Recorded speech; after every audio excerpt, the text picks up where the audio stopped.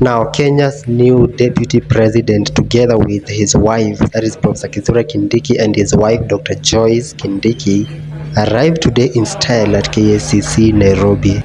Right now, they are in the VIP lounge at KICC building in Nairobi.